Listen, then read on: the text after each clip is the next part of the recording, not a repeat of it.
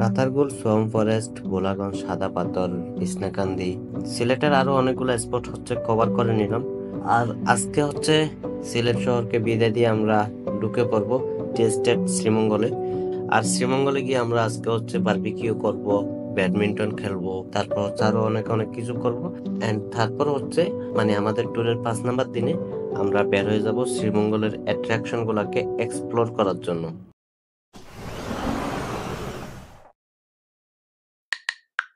তো গতকালকে আমরা জাফলং থেকে বিছনাকান্দি যাওয়ার পরে বিছনাকান্দি থেকে একেবারে সিলেট চলে আসছিলাম, কারণ একটু সন্ধ্যা হয়ে গেছিল আর অত রাতে রাইড করতেও চাইনি আর কি। তো এখন শ্রীমঙ্গলের দিকে যাওয়া হবে ইনশাল্লাহ। শ্রীমঙ্গলের ওইদিকেও মানে সুযোগ যদি হয় তাহলে ভালো মতো যদি মনে হয় তখন ওইদিকে একটা থাকা হবে, তারপর বাকিটা দেখা যাক। এখন আপাতত চলেন কিছু নাস্তা পানি খেয়ে নিই। সো হোটেল চেক আউট করে এখন সিলেট সিটি থেকে বেরোচ্ছি আর কি। আর নাস্তাও করি নাই, সিটি থেকে বেরিয়ে সামনে কোথাও করার চিন্তা ভাবনা আছে।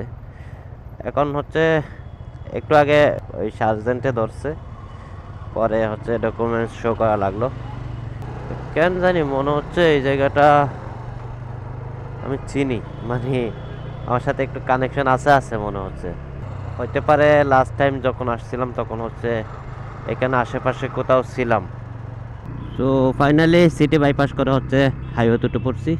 আর আমি এখনো উইন্ড ব্রেকারও জিপার লাগাই নাই, তারপর জ্যাকেটে জিপার লাগাই নাই, তারপর গ্লাভস পরি নাই। আমি ভাবছিলাম সিটিতে নাস্তা করা হবে, কিন্তু সবার চাহিদা মতো আমরা নাস্তাটা কিছু দূর পরে গিয়ে করতেছি। তো যার কারণে মাঝ রাস্তায় থেমেগুলো লাগানো হবে আর কি। এই হাইওয়েটা মারাত্মক লেভেলের অ্যানোয়িং, আমার কষ্ট লাগে এটাতে আসলে। যাওয়ার সময় যে কষ্টটা পাইছি আল্লাহ। আর সিলেটে এসে মানে রাস্তা, খারাপ রাস্তা নিয়ে যে কষ্টগুলো পাইছি এগুলো বাংলাদেশের আর কোথাও মনে হয় আমি পাই নাই। রাজশাহী বলেন, রংপুর বলেন, এমনকি যমুনার আগে যে ভাঙা ছিল টাঙ্গাইল যাওয়ার সময়, ওইখানেও এরকম কষ্ট পাই নাই। যমুনার আগে পরে দুই জায়গায় ভাঙা ছিল, কষ্ট পাই না এরকম। কিন্তু সিলেট খুব বেশি প্যারাদায়ক হয়েছে।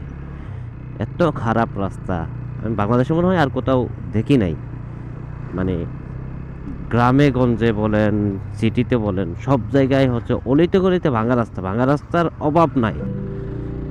তো আমরা মোটামুটি অনেক দূর চলে আসছি। আর এই জায়গায় হাইওয়ে একটা টোল, ওইখানে ফর্চুনেটলি বাইকারের কোনো টোল দেওয়া হয় না, বাইকারদের জন্য ফ্রি।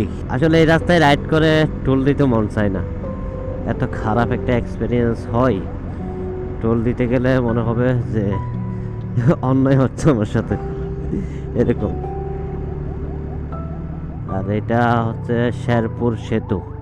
আমরা শেরপুর থেকে মনে হয় ডান দিকে নাকি বাম দিকে ঢুকে যাব শ্রীমঙ্গলের জন্য।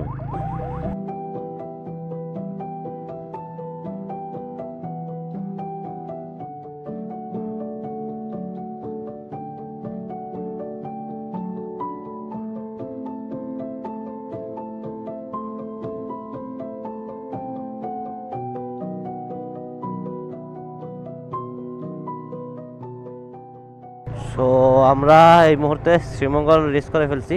আমি আসলে শ্রীমঙ্গল ফার্স্ট টাইম আসছি, তেমন কোনো এক্সপেরিয়েন্সও নাই যে শ্রীমঙ্গল কোন টাইপের জায়গা, ওইটাও ভালো মতো জানি না। আর এখন বাজতেছে 3টা 5। আজকে আমরা শ্রীমঙ্গলে রিসোর্টে উঠবো, তারপর মোটামুটি ঘোরাফেরা হবে আজকে।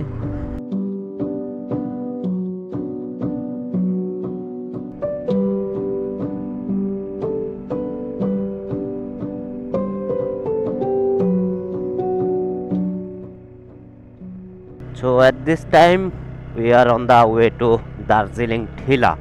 এটা নাকি বাংলাদেশের মিনি দার্জিলিং, জানি না কতটুকু কি, কিন্তু যাচ্ছি আর কি। অনেকে বললো যে বাইক নিয়ে ভিতরে ঢোকা যাবে না, আবার অনেকে বলছে ঢুকতে পারেন। তো গিয়ে দেখি আসলে বস্তুত কি। আর দার্জিলিং টিলা আছে নাকি এখানে, তারপর মাধবপুর লেক আছে, তারপর লাউয়াছড়া জাতীয় উদ্যান আছে। কালকে তো কিছু এক্সপ্লোর করি নাই, সময় পেয়েছিলাম অবশ্য।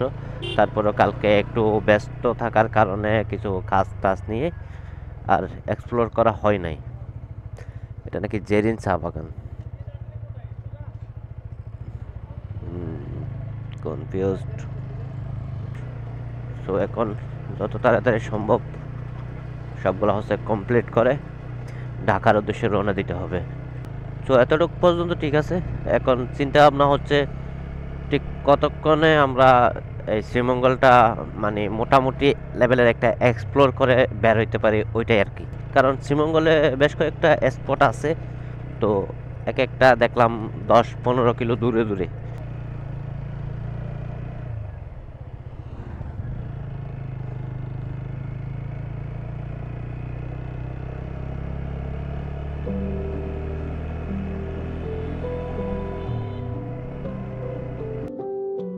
হাতে সময় আছে অল্প, আর আমাদের এক্সপ্লোর করতে হবে অনেক কিছু। তো সর্বপ্রথম আমরা গেলাম দার্জিলিং টিলাটা এক্সপ্লোর করার জন্য, কিন্তু ওইখানে গিয়ে হতাশ।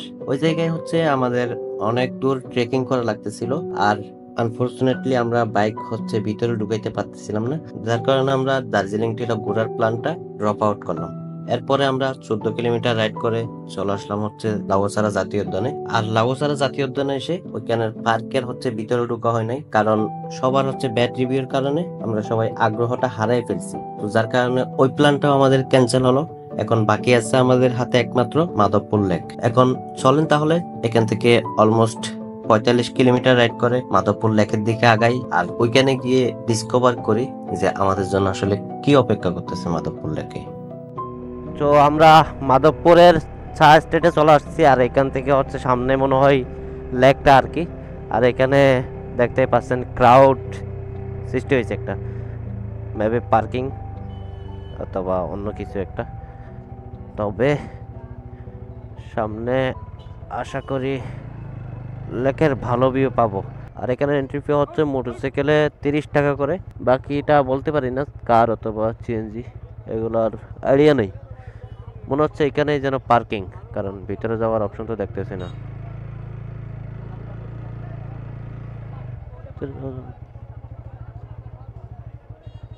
So let's rebuild the lake.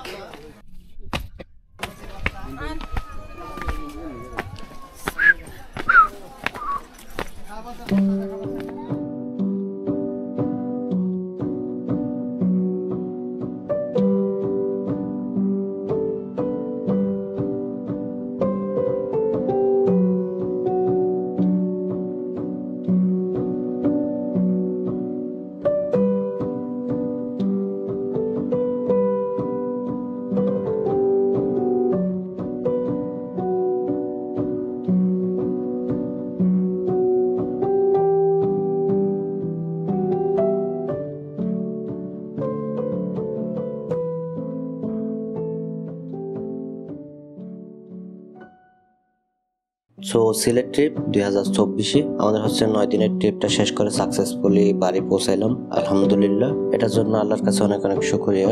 রাস্তাঘাটে হচ্ছে আমরা নতুন অনেক কিছু দেখেছি, উপভোগ করেছি। সো আমাদের রোড প্ল্যানটা ছিল কিছুটা এরকম। আমরা ট্যুরের 1 নম্বর দিনে চিটাগাং থেকে একেবারে সিলেট শহরে স্টে করি। সিলেট থেকে এর পরের দিন হচ্ছে মানে ট্যুরের 2 নম্বর দিনে বেরোয় একেবারে হচ্ছে রাতারগোল, তারপর হচ্ছে সাদা পাথর এক্সপ্লোর করার পরে একেবারে জাফলং স্টে করি। ট্যুরের 2 নম্বর রাতটা আমরা হচ্ছে জাফলং এ কাটাই। এর পরের দিন হচ্ছে আমরা জাফলংটা ঘোরাফেরা শেষ করে তারপর হচ্ছে বিছনাকান্দি ঘোরাফেরা শেষ করে আবার আমরা সিলেট শহরে ব্যাক আসি। সো ট্যুরের 4 নাম্বার দিন আমরা একেবারে সিলেট থেকে রওনা দিই শ্রীমঙ্গলের উদ্দেশ্যে। সো ওই রাতটা হচ্ছে আমরা শ্রীমঙ্গলে কাটাই, আর এর পরের দিন গিয়ে শ্রীমঙ্গলটা এক্সপ্লোর করি। এরপরে শ্রীমঙ্গল ঘোরাফেরা শেষ করে তারপর হচ্ছে আমরা রাস্তার মজাটা উপভোগ করতে করতে আমরা হচ্ছে ভৈরব হয়ে ঢাকায় পৌঁছাই যাই। এখন ঢাকায় হচ্ছে একটু কাজ ছিল, এরপরে ঢাকাতে হচ্ছে মেট্রোতে একটু ঘোরাফেরা করলাম, তারপর দিয়াবাড়ির ওইদিকে হচ্ছে একটু কায়াকিং করলাম। এরপরে ঢাকা থেকে ট্যুরের 9 নম্বর দিনে আমরা হচ্ছে সেফলি ঘরে ফিরে আসি। সো ওয়েলকাম হোম, আল্লাহ হাফেজ।